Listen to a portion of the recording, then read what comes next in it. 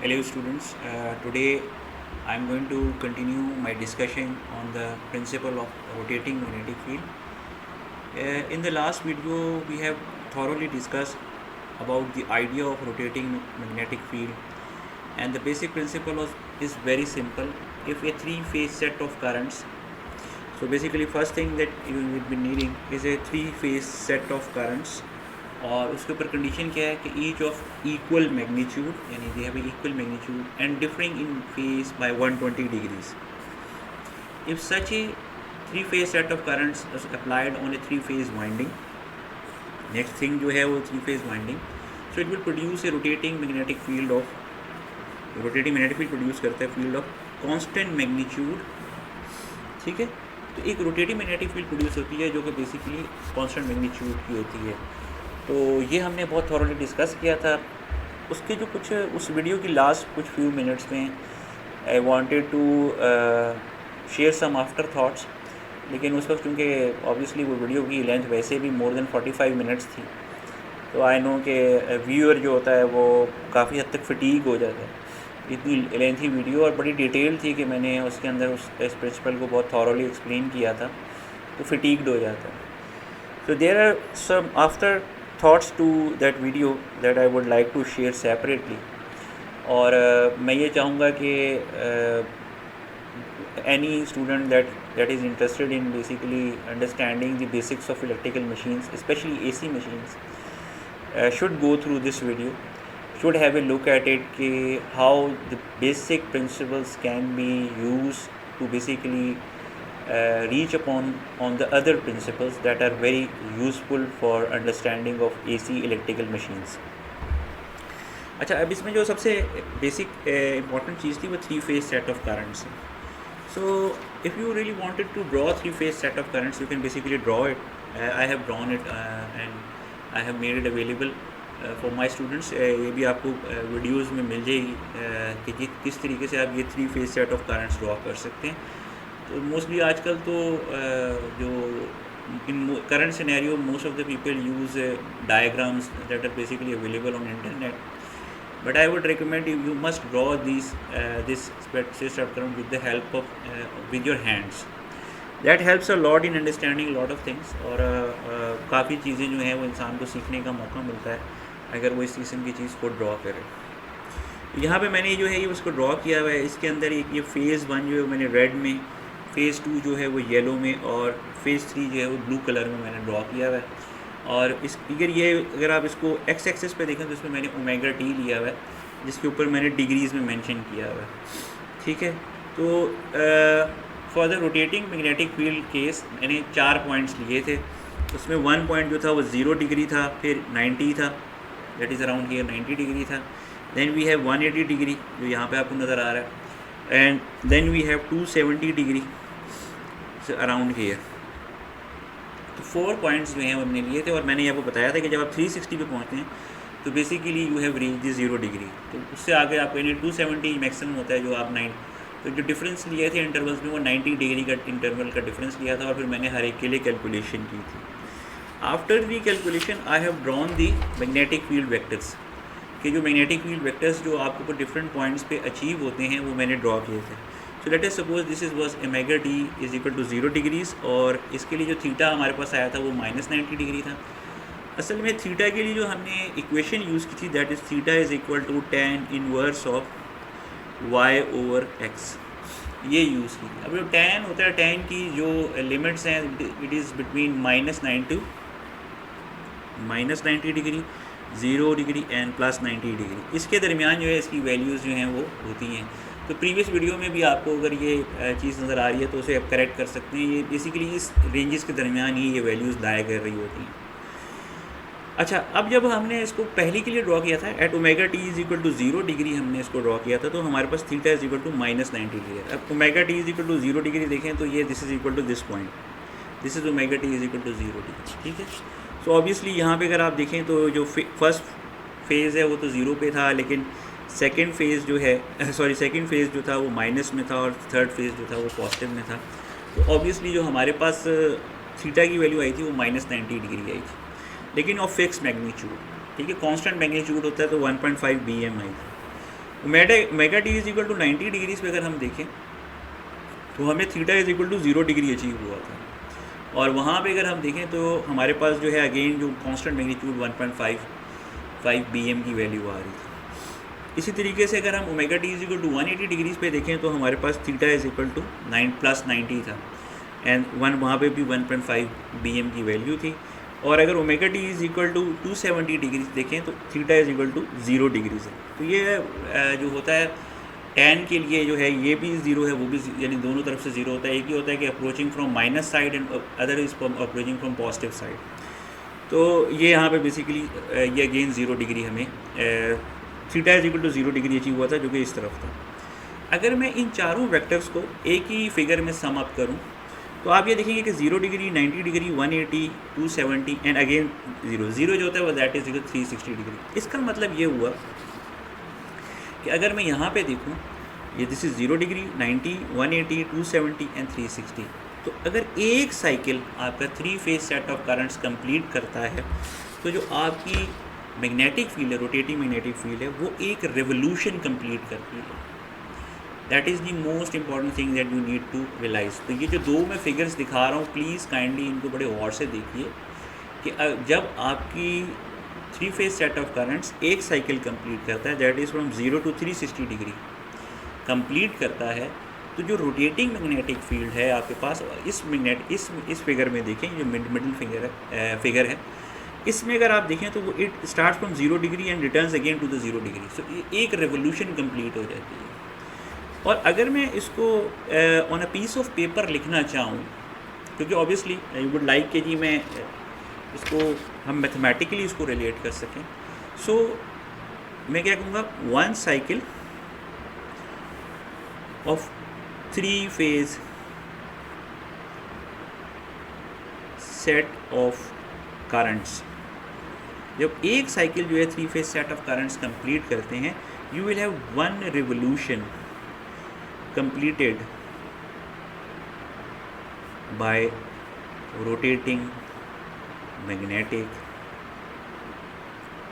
field.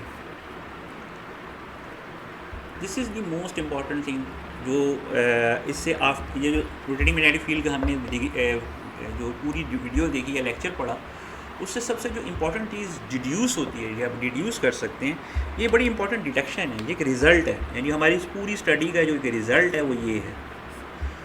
Most of the times ना हम सिर्फ कॉन्सेप्ट के लिए यूट्यूब पे स्पेसिफिकली ये है कि जी सिर्फ एक कॉन्सेप्ट को हाईलाइट करने के लिए, उससे रिजल्ट्स डिड्यूस नहीं किए जाते। तो लर्निंग जो है ना वो एक कॉन्टीन्यूस प्रोसेस है, इट्स लाइक ए जर्नी। आप एक डेस्टिनेशन अगर अचीव करते हैं तो eventually your first destination would take you towards the next destination. It shouldn't be like that कि आप कहीं जाके बीच में एकदम गायब हो गए, ऐसा नहीं होता। तो ऑल्सो ये जो learning is just like life, यानी लाइफ में अगर आप एक दिन गुजारते हैं तो वो आपको अगले दिन की तरफ लेके जाता है। वो ये नहीं होता कि आप बस जी आप एक दिन था बस गुजर गया, ऐसा नहीं होता। तो eventually thinking needs to be involve in your education. हमारे यहाँ जो आज का सबसे बड़ा लर्निंग के अंदर फॉल्ट आ गया कि we don't have thinking involve in our education system. That is one of the reasons people are not learning anything, they are just basically reading stuff without basically involving any kind of thinking. तो आप one cycle जो है वो आपको one revolution देती है। अब हम कोई भी इलेक्ट्रिकल इंजीनियर जो बेसिकली है, let's suppose if we talk about in Pakistan context, तो हमारे यहाँ पास जो इलेक्ट्रिकल फ्रीक्वेंसी अप्लाइड है, अब ये जो वन साइकिल थी इलेक्ट्रिकल फ्रीक्वेंसी की थी, इलेक्ट्रिकल फ्रीक्वेंसी जो अप्लाइड है वो हमारे पास 50 हर्ट्ज़ है, ठीक है। अगर 50 हर्ट्ज़ की इलेक्ट्रिकल फ्रीक्वेंसी अप्लाइड है, सो और हम क्या कह सकते हैं, दैट इज़ 50 साइकिल्स पर सेकेंड। तो यानी आप 50 साइकिल्स पर सेकेंड होंगी इसके अंदर, इलेक्ट्रिकल फ्रीक्वेंसी के अंदर जो हमारे पास इलेक्ट्रिकल सप्लाई आ रही है, AC सप्लाई 220 वोल्ट से या 440 volt in case of 3 phase, तो वो आपके पास जो है उसकी जो 50 साइकिल्स पर सेकंड होती है। तो अगर इसकी 50 साइकिल्स आती हैं 3 फेज सेट ऑफ करंट्स की, जो 3 फेज से वैल्यू आ रही है, तो अगर आपके पास इसकी 50 साइकिल्स आती हैं तो ऑब्वियसली रोटेटिंग मैग्नेटिक फील्ड कितनी रिवोल्यूशंस लेगी, obviously understanding the ratio we have, जो हमें इससे देखने से नज़र आ रही है, 50 रिवोल्यूशंस लेगी, दैट इज़ 50 रिवोल्यूशंस पर सेकेंड। और इंटरेस्टिंगली हम रोटेटिंग मैग्नेटिक फील्ड की स्पीड इसी से बड़े आराम से निकाल सकते हैं कि अगर हम ये देखें कि 1 मिनट में इन वन मिनट तो हमारे पास जो इलेक्ट्रिकल फ्रीक्वेंसी है वो कितनी साइकिल्स करेगी। Obviously in 1 minute we have 60 seconds, तो we just multiply by 60 multiplied by 50, that is equal to 3000। And similar is the case with the rotating magnetic field speed. So 60 multiplied by 50 revolutions will give us 3000 revolutions per minute. ठीक है ना, ये 3000 cycles देगी और हमारे पास 3000 revolutions per minute आ जाएगा, and that is the speed of rotating magnetic field, जिसको हम आम ज़बान में या अपनी इलेक्ट्रिकल मशीन्स की लैंग्वेज में इसको हम सिंक्रोनस स्पीड भी कहते हैं। Synchronous speed that is equal to 3000 RPM। और इसके लिए जो जर्नली फार्मूला डिराइव किया जाता है और जो बड़ा स्पेसिफिकली अवेलेबल है, that is equal to NS is equal to 120F/P। That is the basically case two, और ये बड़ा कॉमनली चूँकि यूज़ हो रहा होता है, everybody one is using it, तो ये अक्सर जो है ओवरलुक हो जाता है कि अच्छा ये फार्मूला अचीव कैसे किया जा सकता है। So clearly from the rotating magnetic field lecture you can eventually reach up to this formula कि आपके पास जो आपकी सिंक्रोनस स्पीड है उसकी क्या वैल्यू होगी। ये चीज़ें जो है ना स्पेसिफिकली अगर हम देखें तो दैट परटेन्स टू के आपके पास जो स्पीड है, ख़ास तौर पे जो आपकी सिंक्रोनस स्पीड है वो किस तरीके से रिलेट करती है आपकी इलेक्ट्रिकल फ्रीक्वेंसी के साथ। ये सबसे बड़ा इम्पॉर्टेंट है कि जो आपकी इलेक्ट्रिकल फ्रीक्वेंसी है it basically relates to the synchronous speed, ये दोनों आपस में रिलेटेड हैं, ठीक है ना। तो जो भी सिंक्रोनस स्पीड आपकी जो सिंक्रोनस स्पीड होती है, जो भी आपकी जो स्पीड रोटेटिंग मैग्नेटिक फील्ड की स्पीड होती है, it is directly related to electrical frequency. तो सबसे अहम रिलेशनशिप आपको देखेंगे ये कितना इंपॉर्टेंट है। अक्सर जगह ना ये बुक्स में मिलता नहीं है, आप पढ़ेंगे एक किताब पढ़ लें, 2 किताब पढ़ लें, बस वो सीधा सीधा ये फार्मूला लिख देते हैं। Nobody nose the background of this formula, कि आप इस फार्मूला पे बेसिकली पहुंचते किस तरीके से, ठीक है ना। बहुत सारे लोग इस चीज़ को स्किप कर रहे होते हैं कि जी इसमें असल में होता ये कि जो पोल्स लिए जाते हैं अमूमन the minimum number of poles that you take is basically equal to 2। तो आप देखें कि जो पर सेकेंड में है, क्योंकि ये आपको देती है रिवोल्यूशंस पर मिनट या आपको रिवोल्यूशंस पर मिनट दे रही होती है, RPM में दे रही होती है, तो इसके अंदर 60 का फैक्टर इम्बेडेड है।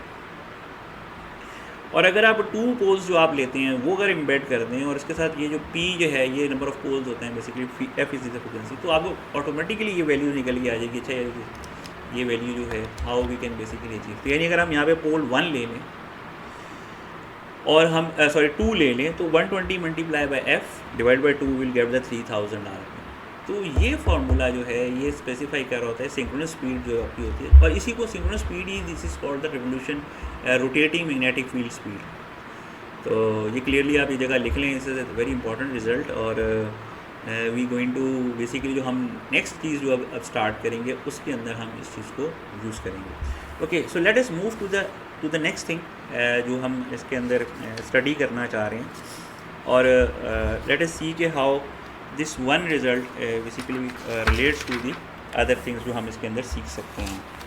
तो हम पहले वही जिस तरीके से हमने स्टार्टअप किया था, तो सबसे पहले जो इसको मैं कहूँगा कि ज़रा सा इसको एक शीट सी आप ले लें पेपर, इस पर हम लिखेंगे लेट्स सपोज प्रिंसिपल्स। बड़ी इंटरेस्टिंग है ये years of teaching this course I have reach to this point कि मैं अब ये चीज़ें जो है पढ़ाते हुए स्टूडेंट्स को कोशिश करता हूँ कि इंस्टेड ऑफ रीडिंग समथिंग और studying something you should be thinking something, and that makes you get involved in a subject, and once you get involved in a subject the rate at which you are learning that subject is very high. Unfortunately आज का जो learner है ना वो डिसइंगेज्ड है, जो पढ़ रहा होता है, जो सीखना चाह रहा होता है उससे वो डिसइंगेज होता है, उसके साथ उसकी इंगेजमेंट नहीं होती या उसकी इन्वॉल्वमेंट नहीं होती। If you don't have involvement with the subject or topic you are trying to study, you won't be basically learning anything about that. और अगर if you are learning, the rate will be very slow. तो मेरा request है to the viewers who are basically viewing this video to basically keep this one strategy in mind to increase or enhance their experience of learning. अच्छा, अब यहाँ पे हमने क्या किया था, रोटेटिंग मैग्नेटिक फील्ड के केस में लेट्स सपोज ये पहला जो हमारा था प्रिंसिपल वो है रोटेटिंग मैग्नेटिक फील्ड, ठीक है। तो ये मैंने इसको जब कहा था ना कि ये फंडामेंटल प्रिंसिपल है एसी मशीन्स का, तो this video will basically emphasise this factor कि why it is the fundamental principle of AC machines, ठीक है ना। तो hopefully you will basically have an idea कि why this has basically will help you, okay. तो 3 phase set of currents आपने दिए थे और ये जो थे 120 डिग्रीज़ का इनके दरमियान फेज शिफ्ट होता है, ये अप्लाई किए थे आपने 3 फेज वाइंडिंग पे। इसकी प्लेसमेंट हुई भी होती है स्पेसिफिकली, अमूमन हम इसको स्पेस में 120 डिग्रीज शिफ्टेड जो है वो लगाते हैं, तो वो उसकी वजह से ऑब्वियसली देयर इज़ ए, ठीक है। आगे जो हमें इससे अचीव होता है वो है we get a rotating magnetic field, ठीक है। तो ये हमारा, तो हमने यहाँ पे देखा कि अगर हम 3 फेज सेट ऑफ करंट्स दें तो we get rotating magnetic field. अगर हम इसमें एक स्ट्रैटेजी जो लर्निंग में यूज़ की जाती है उसको यूज़ करें, that is called the reverse learning, reverse thinking. अब रिवर्स थिंकिंग क्या है? रिवर्स थिंकिंग ये है कि अगर हमारे पास रोटेटिंग मैग्नेटिक फील्ड हो, उसको अप्लाई करें हम 3 फेज वाइंडिंग पे, तो we will achieve 3 phase set of currents.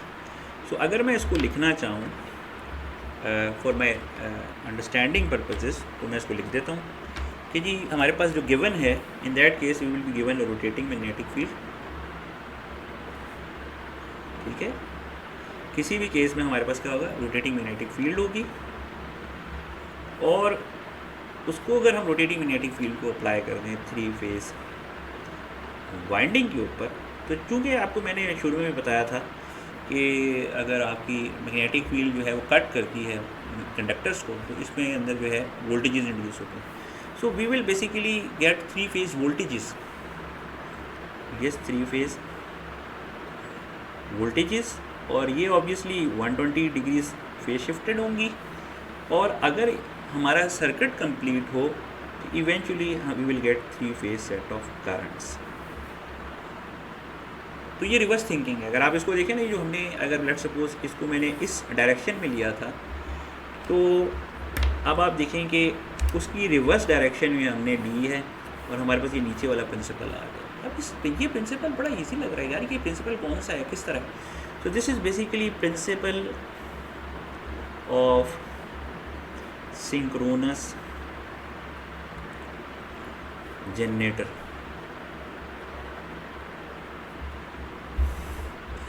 तो आपने देखा कि किस तरीके से एक ही प्रिंसिपल जो आपने अभी सीखा है प्रीवियस वीडियो में, यूजिंग दैट प्रिंसिपल आप you will eventually arrive at principle of synchronous generator, and you will not find this thing in any book. No book will tell you कि रोटेटिंग मैग्नेटिक फील्ड जो है उसकी reverse thinking से आपको principle of synchronous generator मिल जाता है, कोई भी किताब नहीं बताती। और ये बड़ा एक डिलेमा है, और होता ये कि बुक के अंदर रिस्ट्रिक्शंस होती हैं। When a writer is writing something, तो उसकी जो है रिस्ट्रिक्शंस होती हैं। That's why you need teachers, you need some guidelines है। सो कोई आपको गाइड्स चाहिए होती हैं कि जो आपको बताएं कि सब्जेक्ट के अंदर जो है किस तरीके से आप, क्योंकि मैंने आपको बताया ना कि सब्जेक्ट जो है वो एक कॉन्टीन्यूस प्रोसेस ऑफ लर्निंग है, एक जर्नी है। जो किसी भी प्रोसेस, आज आप किसी भी सब्जेक्ट को सीखने की कोशिश कर रहे होते हैं, तो वो एक जर्नी को रिप्रेजेंट कर रहा होता है। उसके अंदर एक स्टेशन नंबर 1 होता है, दैन स्टेशन नंबर 2। तो यानी if you are travelling from Rawalpindi to Lahore और from one place to another place, तो ऑटोमेटिकली आप खुद ब खुद जो है वो एक स्टेशन से दूसरे स्टेशन पे जा रहे होते हैं। You don't have to basically ये कि जंप अराउंड करना पड़ता है या कोई आपको पता ही नहीं लगता, एक दिन आप एक स्टेशन पे होते हैं, दूसरे दिन आप दूसरे स्टेशन पे होते हैं, नहीं, इवेंचुअली आप खुद ब खुद पहुँचते हैं।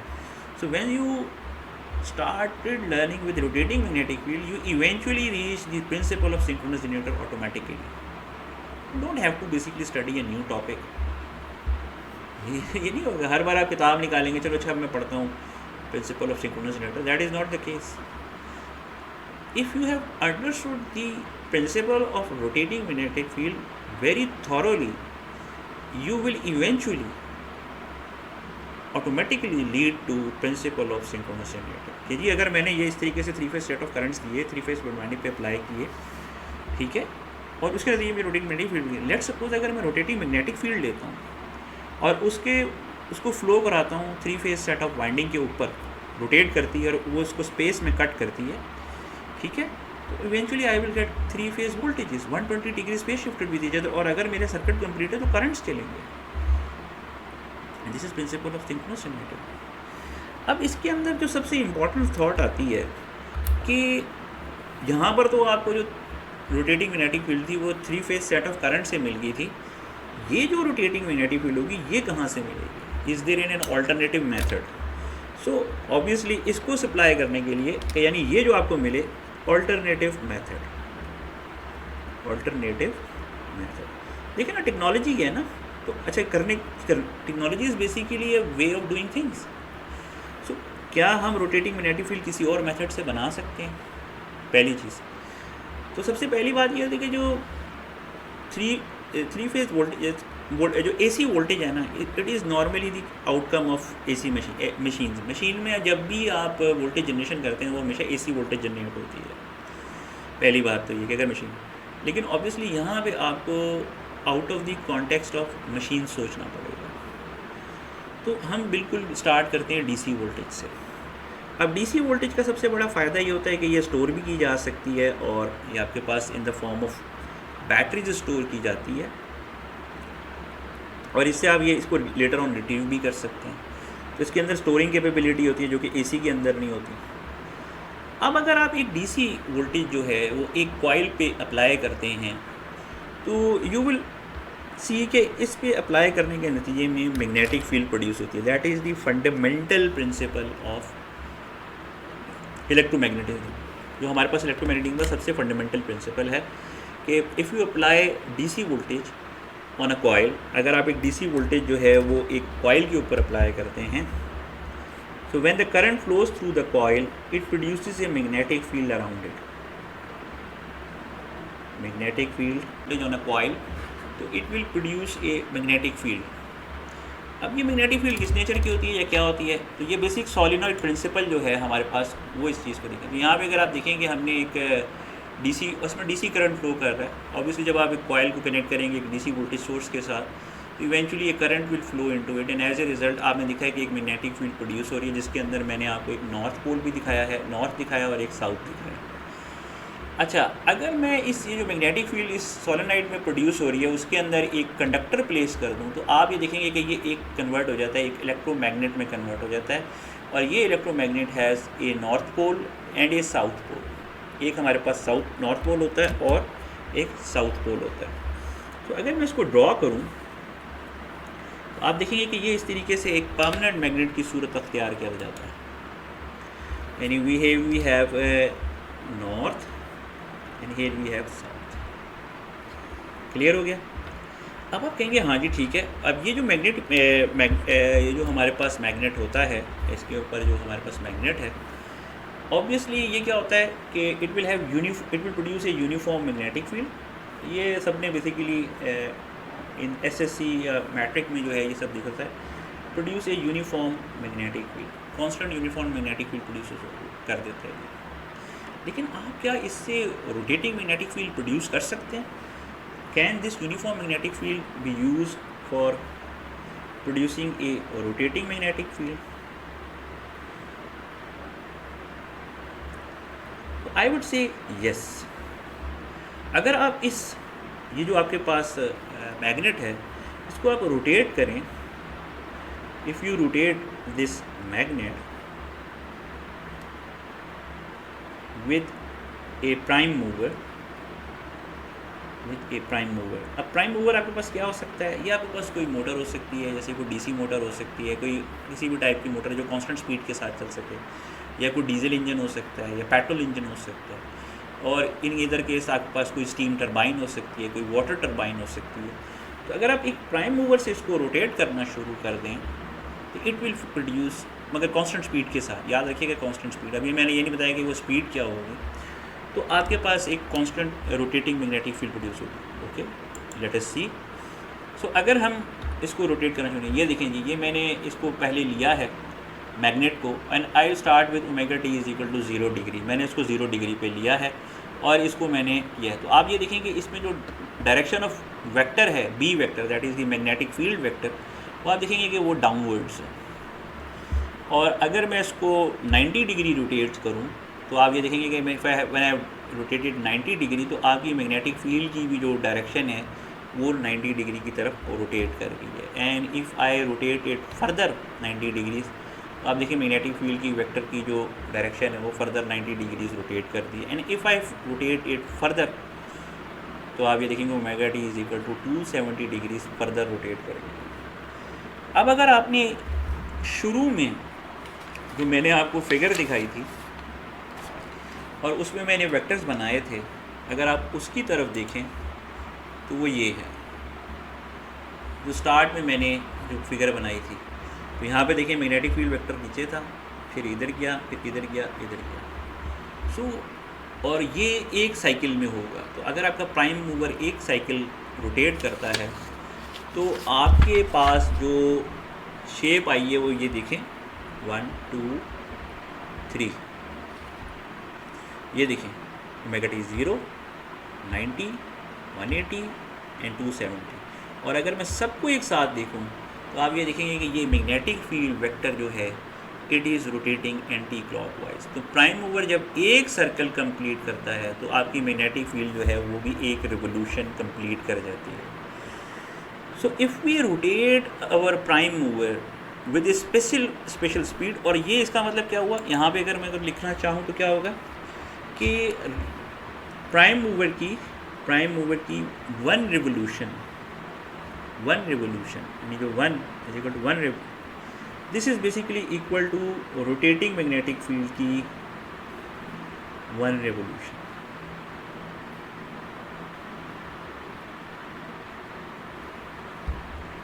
और इंटरेस्टिंगली यानी यहाँ पर जो है ना वो रिवर्स थिंकिंग में अगर आप देखें तो अगर रोटेटिंग मैग्नेटिक फील्ड एक रिवोल्यूशन ले रही होगी तो जो इलेक्ट्रिकल फ्रीक्वेंसी जनरेट हो रही है आपके पास, या जो इलेक्ट्रिकल वोल्टेज जनरेट हो रही है, इलेक्ट्रिकल वोल्टेज की फ्रीक्वेंसी भी 1 साइकिल कंप्लीट कर रही होगी। और अगर मैं अपनी प्राइम मूवर की स्पीड को सिंक्रोनस स्पीड कर दूं, जो कि जैसे मेरे पास जो मैंने इनिशियली बताया था वो 3000 थी, तो अगर मैं 3000 आरपीएम पे अपने प्राइम मूवर को चलाऊं तो जो मेरे पास इलेक्ट्रिकल फ्रीक्वेंसी अचीव होगी that is equal to 50 hertz. And this is how the two things are inter related. अब आप इसको देखें और आप ये देखें कि ये जो मैंने यहाँ पर डराइव किया था, इलेक्ट्रिकल फ्रीक्वेंसी 50 रिवोल्यूशंस थी और हमने रोटेटिंग मैग्नेटिक फील्ड की स्पीड 3000 आरपीएम निकाली थी। अगर हम अपने प्राइम मूवर की speed ns that is 3000 RPM कर दें तो जो इलेक्ट्रिकल फ्रीक्वेंसी हमें आउटपुट पे मिल रही होगी that is equal to 50 hertz. And that is the beauty of reverse thinking. अब आप देखेंगे तो अब आपको ये समझ आएगा कि how I have basically found this principle, किस तरीके से एक एक चीज़ जो है it gets inter related with each other. If you see this video once और ट्वाइस आप देखेंगे कि आपको ऑटोमेटिकली अंदाज़ा हो जाएगा किस तरीके से रिवर्स थिंकिंग हेल्प करती है for us to find out. एक प्रिंसिपल को जानते हुए हम दूसरा प्रिंसिपल ना सिर्फ डिस्कवर करते हैं बट इवेंचुअली हम फाइंड आउट करते हैं कि टेक्नोलॉजी किस तरीके से AC वोल्टेजेस प्रोड्यूस करती हैं, that is 3 phase AC voltages, और जो उसके अंदर जो उनकी फ्रीक्वेंसी आती है वो क्या है। क्योंकि किसी भी जब आप किसी AC क्वांटिटी की बात करते हैं ना तो उसमें क्या होता है, उसमें 2 चीज़ें होती हैं, उसकी मैग्नीट्यूड होती है and then you have frequency. जब भी आप किसी एसी वोल्टेज की बात करेंगे तो उसके अंदर मैग्नीट्यूड भी होगा और उसकी फ्रीक्वेंसी। तो मैग्नीट्यूड जो होता है ना वो तो डिपेंड कर रहा होता है स्ट्रेंथ ऑफ मैग्नेटिक फील्ड के ऊपर डिपेंड करता है, वो उसकी हमने डिस्कशन यहाँ नहीं की है। लेकिन जो उसकी फ्रीक्वेंसी जो बहुत अहम है कि जी किस फ्रीक्वेंसी के ऊपर जो है वो आपकी आउटपुट आएगी, तो वो ये होगी। And that is why AC voltages generation में प्राइम मूवर की स्पीड सबसे स्ट्रिक्टली मेंटेन की जाती है। You must have constant speed. Wise क्योंकि इन के एसी सिस्टम के अंदर आपकी electrical frequency can never change, it must be maintain constant. That is the most strict requirement of AC voltages in AC power system. तो आपका prime mover की speed constant रहनी चाहिए, it should never change under any loading condition, it should never change, it should be constant. तो electrical frequency आपके पास ये आएगी, तो जो प्राइम मूवर की स्पीड होगी उसी से रिलेटेड आपके पास इलेक्ट्रिकल फ्रीक्वेंसी आ जाएगी। तो आपने देखा कि किस तरीके से यहाँ पे हमने क्या किया था, 3 फेज सेट ऑफ करंट्स की जो इलेक्ट्रिकल फ्रीक्वेंसी थी उसको रोटेटिंग मैग्नेटिक फील्ड की स्पीड के साथ रिलेट कर दिया था। और चूंकि यहाँ पे रोटेटिंग मैग्नेटिक, और जब हमने रिवर्स थिंकिंग की है और सिंक्रोनस जनरेटर के लिए बात की, तो जो रोटेटिंग मैग्नेटिक फील्ड की स्पीड है that is dependent on prime mover speed. तो जो प्राइम मूवर की स्पीड है जो 3 फेज एसी वोल्टेजेस जनरेट हो रही हैं उसकी फ्रीक्वेंसी के साथ रिलेट हो जाएंगी। ठीक है, यहाँ पे ये NS और यहाँ पे फ्रीक्वेंसी। इधर अगर आप देखेंगे तो इधर आपके पास जो है रोटेटिंग मैग्नेटिक फील्ड की जो है वो आपके पास जो प्राइम मूवर की स्पीड है that is related to the frequency. तो ये थी जो आज की हमारी वीडियो थी, and I hope so you would have basically liked it और अंडरस्टूड इट। अगर आपको ये वीडियो पसंद आई है और आपको ये सारा आइडिया या कॉन्सेप्ट जो था इसके बिहाइंड वो अच्छा लगा, तो प्लीज़ लाइक दिस वीडियो और and share this video among your friends and peers so that further peoples can basically learn from it and use this for their learning purposes.